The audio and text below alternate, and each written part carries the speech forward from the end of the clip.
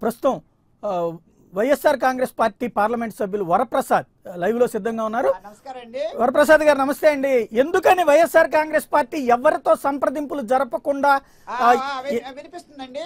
Okay Varaprasad గారు, ఎలాంటి voting కి కూడా అవకాశం లేకుండా ఎందుకు జరుగుతా ఉంది? తప్పెవరిది?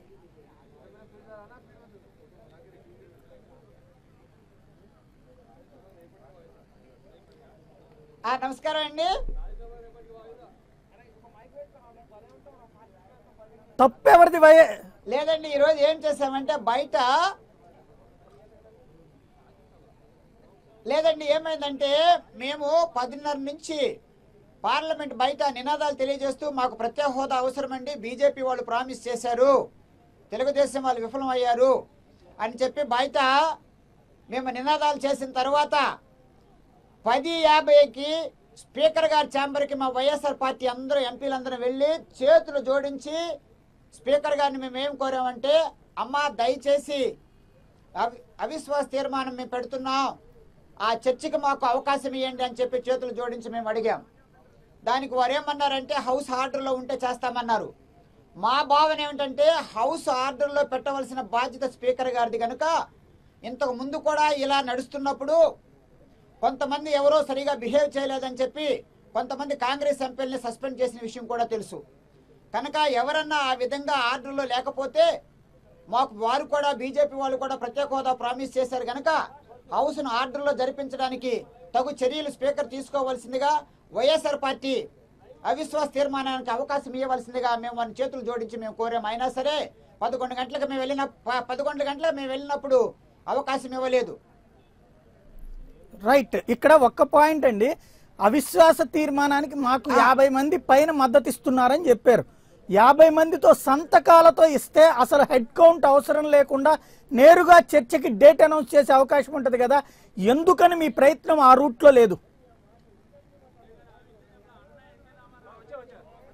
మరలా మేము ఎన్ని రోజులు పార్లమెంట్ ఉంటే అన్ని రోజులు కూడా అవిశ్వాస తీర్మానం పెడతాము, చర్చకు వచ్చే వరకు కూడా మేము పోరాడతాము.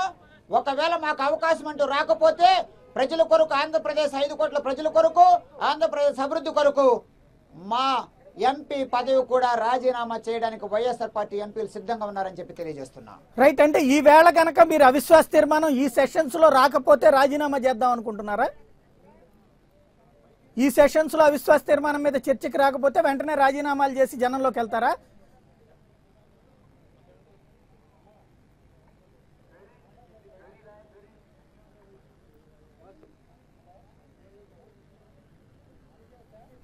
వరప్రసాద్ గారు, అవిశ్వాస అంటే ఇంకా చాలా మేము ప్రతిరోజు పెడదాం అనుకుంటున్నాం. ఈ విధంగా ప్రతిరోజు కూడా మేము అవిశ్వాస తీర్మానం తీసుకురావడానికి మేము ప్రయత్నం చేస్తున్నాం. మరలా స్పీకర్ గారిని ప్రతిరోజు కూడా మేము అడుగుతాం.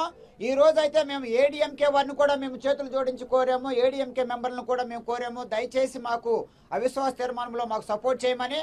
అలాగే టీఆర్ఎస్ సోదరులను కూడా మేము కోరాము. అవసరం వస్తే మా నాయకుడు జగన్మోహన్ రెడ్డి గారు చెప్పిన విధంగా మేము రిజగ్నేషన్ రాజీనామాలు వేయడం కూడా సిద్ధంగా ఉన్నాం. అది ఆంధ్రప్రదేశ్ ప్రత్యేక హోదా కొరకు, ఆంధ్రప్రదేశ్ అభివృద్ధి కొరకు మేము చేస్తామని చెప్పి తెలియజేస్తున్నాం. అంటే మీకు మద్దతు ఇస్తామని చెప్పినటువంటి 50 మందికి పైగా మాకు మద్దతు ఉంది, 70-80 మంది మద్దతు ఇస్తారని చెప్పి వైఎస్ఆర్ కాంగ్రెస్ పార్టీ మొన్నటిదాకా కూడా చెప్తుంది. ఆ 50 మంది సంతకాలతో కూడినటువంటి లేఖ ఎందుకు ఇయ్యరు? ఎందుకని ఇప్పటిదాకా చేయలేకపోతున్నారు?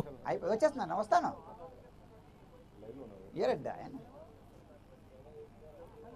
50 మంది సంతకాలతో కూడిన లేఖలు ఎందుకు ఇవ్వలేకపోతున్నారు? బాధ్యత వచ్చి బీజేపీకి మాకు ప్రత్యేక హోదా ఇవ్వాల్సిన బాధ్యత బీజేపీ మీద ఉంది, మాతో కలిసి పోరాడవలసిన బాధ్యత టీడీపీ మీద ఉంది.